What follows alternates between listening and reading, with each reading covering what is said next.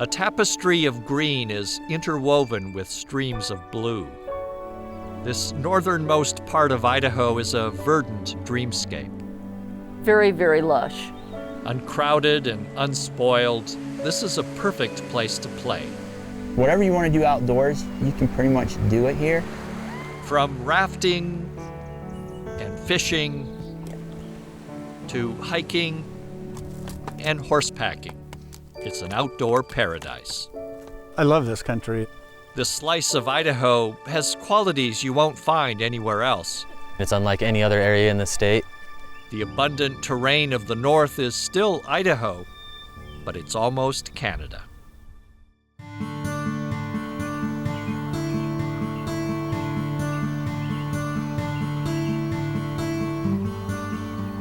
Funding for Outdoor Idaho is made possible by the Laura Moore Cunningham Foundation, committed to fulfilling the Moore and Bettis family legacy of building the great state of Idaho, by the Friends of Idaho Public Television, by the Corporation for Public Broadcasting. When you travel north in Idaho, expect a greener, lusher experience. Compared to southern Idaho, Boundary County, the boundary between the U.S. and Canada, well, it can seem a world apart. Hi, I'm Bruce Reichert, and welcome to Outdoor Idaho. The Kootenai River here defines much of this area. This is a part of the state that many Idahoans never visit, a part that's so close to our northern neighbor that it's almost Canada. Silent stands of timber stretch into the distance. Mountains fill the sky. Waterfalls cascade into canyons, and rivers course through lush valleys. This is the landscape of Idaho's far north, the tip of the state's panhandle. It looks different from the rest of the state. This part of Idaho shares much in common with neighboring Canada. Maybe that's because the largest river in the area, the Kootenai, is born in Canada. The nearly 500-mile-long Kootenai flows from the Canadian Rockies into Montana and then winds its way into Idaho before turning north to return to Canada. The Kootenai tribe has lived along this river for many generations. One of the biggest things that it meant to the tribe was kind of like a highway, and they traveled up and down the Kootenai River to get from one place to another. Another valuable contribution from the Kootenai River are white sturgeon. The fish are sacred to the tribe and are now endangered because of dams and other changes in the river. Over the last decade, the tribe and a number of U.S. and Canadian agencies have been working together to help the sturgeon recover. When the sturgeon went on the endangered species list, there really wasn't any program that was being put into place. So we stepped in and says, well, why don't we do something? Riparian restoration along the river corridor and a new hatchery and breeding program are part of a multi-year effort to help the fish. The long-term goal is not to have a hatchery program. It is for the fish to be able to find the appropriate habitat, survive through all their life stages, and self-propagate. The Kootenai isn't the only river flowing into Idaho from Canada. Not far from Idaho's border-crossing town of Eastport, you can see the currents of the Moyie River flowing in from the north. From the border, the river runs 26 miles before joining the Kootenai River east of Bonners Ferry. Along the way, the Moyie offers rafters a chance to paddle one of the area's remarkable rivers. The big red buses of Row Adventures have been bringing boaters to this river for decades. We launched at a place called Moyie Crossing. We're maybe 10 miles from the Canadian border at most. Moyie River to me is a super unique river and it has a lot of great opportunities.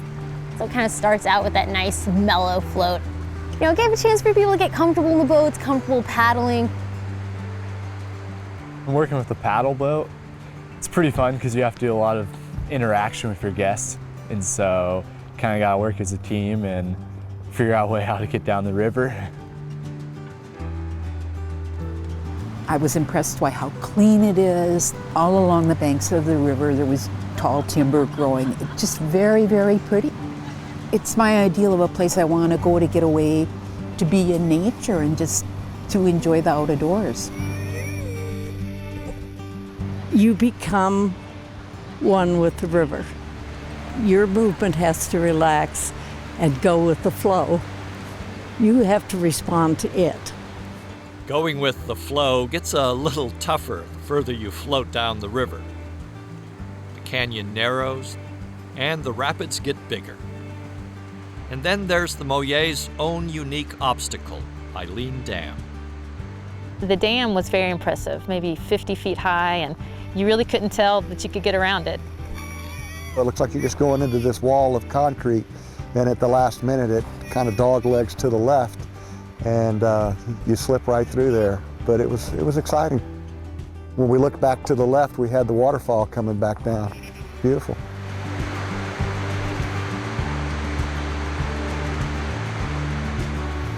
Another notable rapid on this river is called Hole in the Wall.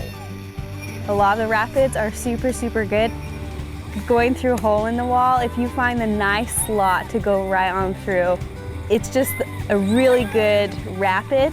And if you can catch it right in the sweet spot, it's like, it's the best part about being a guide.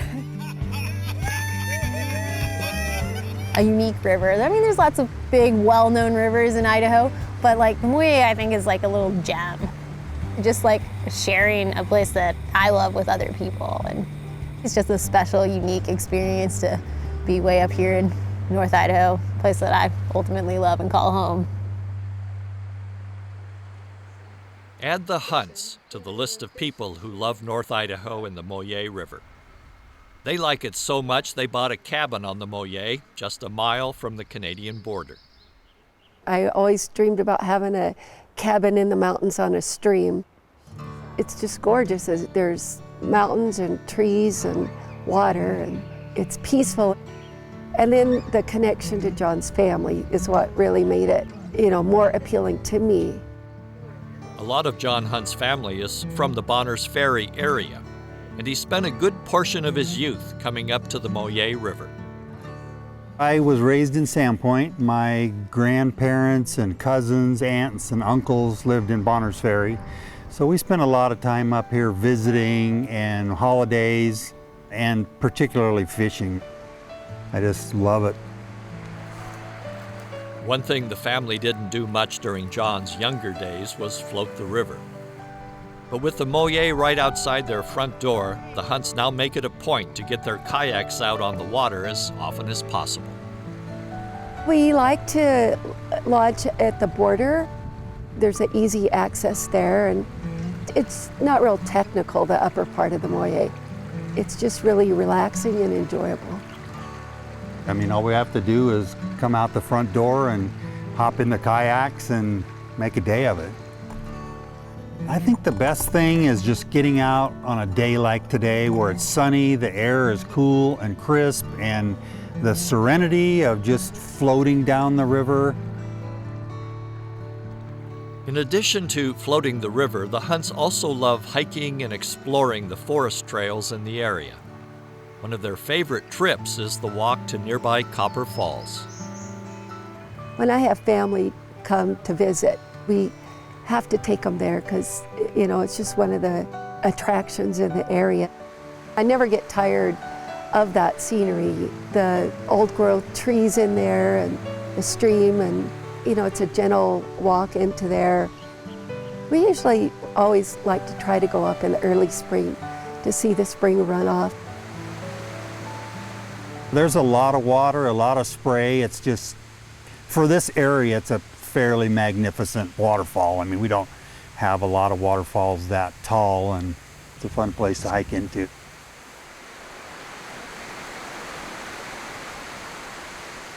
There's a platform up there, a viewing platform, and it's about, I'm guessing, about a fourth of the way up the waterfalls. So you're still looking up at this big, massive amount of water coming down, and it's just real serene up there. It's just outdoors. It's just North Idaho at its best. The The springtime waterfalls of North Idaho are stunning, and Copper Falls is just the beginning.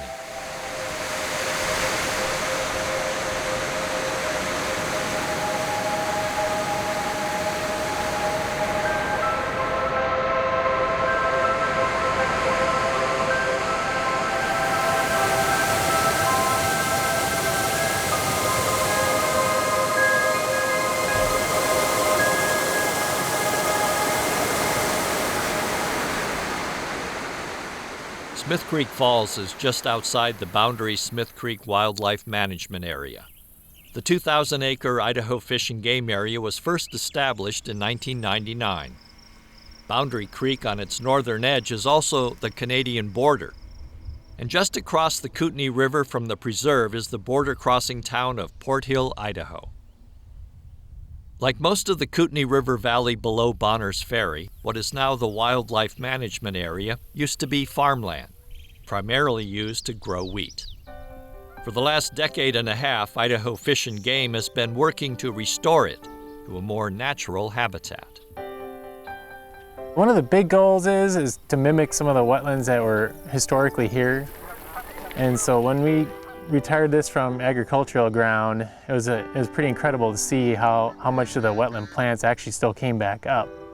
Your cattails, your different sedges, and then when you start to get that wetland component coming back, then we're starting to get some of those wetland-loving waterfowl and any kind of shorebirds and red-winged blackbirds and a huge variety of waterfowl that would migrate through here in the spring and the fall. So this is a great mecca for any kind of wildlife watcher. In the spring, Smith Creek and Boundary Creek still pour out of the Selkirk Mountains. But decades ago, both were diverted into straight channels that flow into the Kootenai River. The old winding Smith Creek channel has now been refilled with water and provides some of the area's best habitat.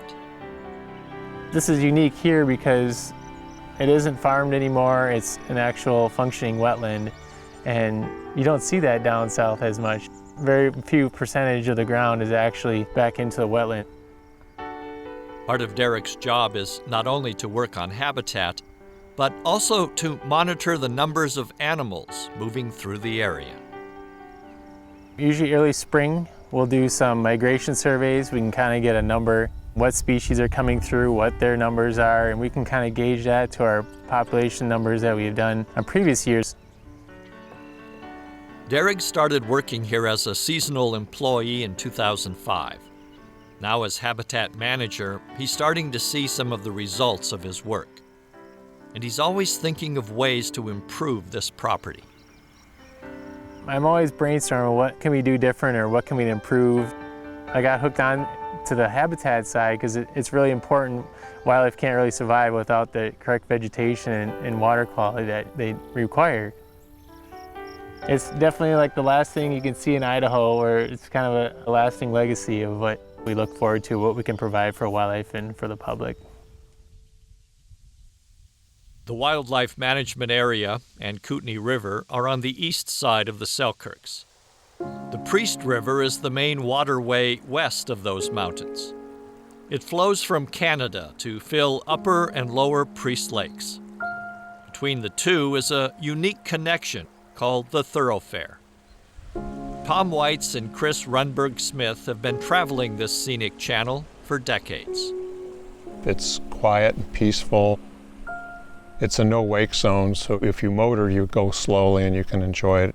To me, it's like you're going back in time.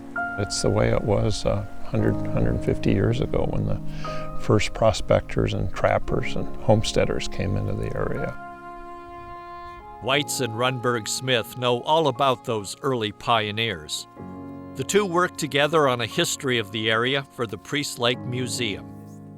Runberg Smith was the primary author of the resulting book they called Wild Place. She has deep roots here. Her great-grandfather first came to northern Idaho in 1897. He owned the mill in Priest River and operated a number of logging camps around the lake. But he caught the bug like everybody else. He was mining was going to be the answer. He spent several years next to the Upper Priest Lake trying to find enough ore to make it work. Today there are no active mines or any development on the Upper Lake. It's been set aside as the Upper Priest Lake Scenic Area. Yet in those early years, a few people did settle here.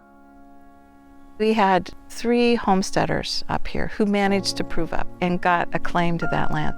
And then over the 20th century, those are going to fall into other private hands. In 1961, the Geisinger property near the foot of the lake was acquired by 2 doctors from Spokane who wanted to subdivide the acreage. A lot of people were interested in the conservation of this area and did not want to see development. So they started a campaign to try to get these homesteaded, and there was about 400 acres, back into the public domain. And there were a lot of struggles with that, and finally Frank Church got involved and he got a bill through Congress where the Forest Service purchased that land from those original owners. And at the same time, the Upper Priest Lake Scenic Area was formed.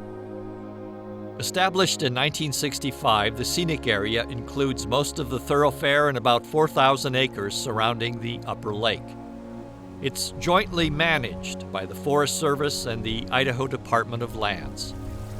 This is a place Weitz and Runberg Smith love to visit, both for its beauty and the bits of history they still uncover here. I know of no other place, certainly in the state, like that. So I think that that's what really appealed to people, was here was a place we could all go and capture that sense of what this must have looked like. It's just amazing.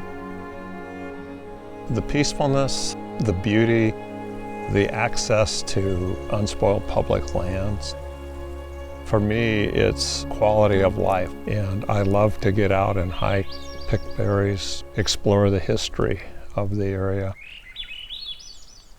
It's just gorgeous. There are plenty of places to hike and explore in these timeless forests.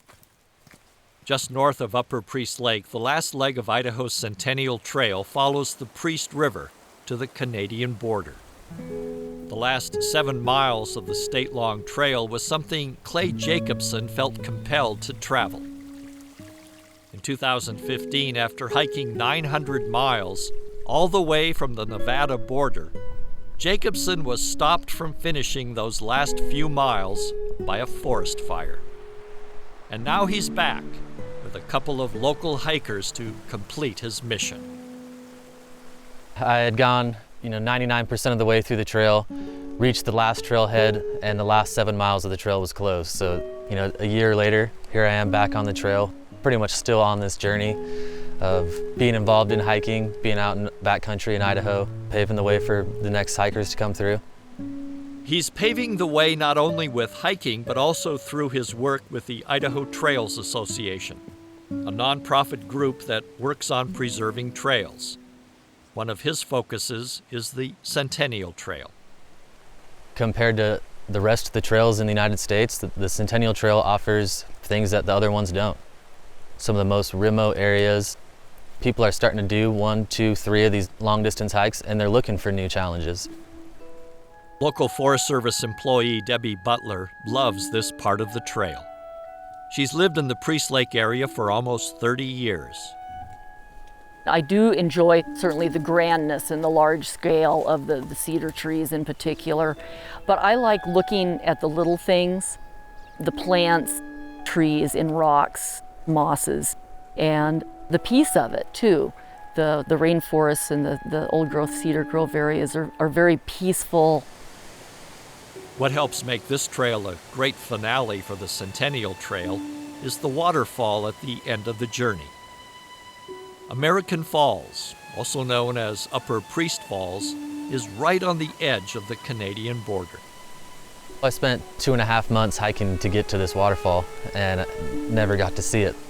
And so to come back here and finally see the falls, that was my mission. Coming back is awesome. I'm happy I got the chance. It's just kind of mesmerizing, just sitting there and watching the falls and just watching the logs, twirl around in the pool there, and then just kind of thinking, those originated up in Canada. and just the trip they made, their journey to make it down here. It's pretty unique in the sense that you get to walk right up to the cascading water, sit there in a pool. The water is just crystal clear. You know, you just have these huge trees towering overhead. It's a gorgeous place to end up, the northern terminus of the trail. Unlike any other place in Idaho, yeah, it's just a special place. Them whitefish, they lay right on the bottom. To Gary Stevie, all of North Idaho is special. It's fairly deep here, so you can let it get down. Stevie is a local outfitter whose family has lived near Bonners Ferry for more than 100 years. Today, Stevie offers a variety of adventures in this area he knows so well, from whitewater rafting to hunting, horsepacking, and driftboat fishing on the Kootenai River. I love this country. The variety of wildlife, the scenery. The Kootenai River allows you to enjoy every aspect. You have like partially white water right into this big rocky cliffy canyon, gorgeous scenery. So you got a variety of everything you can imagine. And that gives you a variety of fish too. On this section of the Kootenai, Stevie and his guest, Brent Hudson, are fishing for rainbows and whitefish. Well, this Kootenai River is just one of the most beautiful stretches of water I believe I've ever seen. It's awesome, awesome water. And we've seen some really monster rainbows in this river, right on the bottom. There's one. Oh, almost had him. This is a good hole here. This is a real good spot. Stevie loves rowing the river and putting his clients in the right spots. Being able to put a person right where they belong, sneaking up on the fish. I think that's my most favorite. They may have missed the monster today, but Hudson did hook into a whitefish and a couple of rainbows. It's cold water, so they fight really well. And it's just a beautiful place to be on a day like today. This is a paradise, good company and beautiful scenery, and we caught a few fish and hard to beat. It is hard to beat this North Idaho country. Heads up. Another scenic adventure Three Heart Outfitters offers is a horseback trip to Shorty Peak Lookout. It's about 45 miles northwest of Bonners Ferry and very close to the Canadian border. The trail to the lookout provides horse lovers a great place to take a leisurely ride to the top. I like to ride horses because I've grown up on them. That's the first thing I want to do as soon as the weather's nice. It's just a peaceful and clean adventure. Puts me closer to God and nature. It's relaxing to get away from the ordinary workday and know that you're going to go do something that you totally enjoy. Kathy's son Corey is leading this group to the lookout. I just love the country and the outdoor lifestyle and the mountains and the hunting and the fishing and the scenery. It's just kind of a less populated area, kind of makes it nice in a way, and especially when you get out here away from civilization, it's just so much more peaceful, you know, up here in the mountains and everything. And the riders get a real appreciation of this country as they approach the summit of Shorty Peak. If I didn't have my horse to ride to the tops of these mountains, I'd probably never get to see the real beauty that's in our county. Because you get to the tops, like up here at Shorty Peak, you can do a 360 and the mountains never end. They just go on and on into like Washington and then into Canada. Over the direction here is actually the town of Creston, British Columbia there. And the majority of that stuff you see back there behind me in the shade is all BC. Looking behind us the other direction here, we're kind of almost to the crest of the Selkirk Range where it heads south towards Bonners Ferry. And on this side, if you get over here just a little bit farther on these higher peaks, you can actually look over and see Upper Priest Lake on the other side over here. It's just the awesome scenery. Those who have the time can actually stay overnight at the lookout. It's a high-demand location that's part of the Forest Service Lookout Rental Program. Oh, I could stay up here for a while. It's very quiet, you know, just get away from everybody, the sounds, listen to nature. This is my second time up here, and each time it's just an awe feeling. You don't want to leave because it's just the serenity. It's just neat to be somewhere We can just sit up here and see as far as the eye can see, and it's just an awesome, beautiful place. You know, a lot of people, I don't think even realize what's even here. Everywhere you look is just beautiful. The beauty of North Idaho is unmatched, and this lush country near the Canadian border is some of the most compelling you could ever hope to find.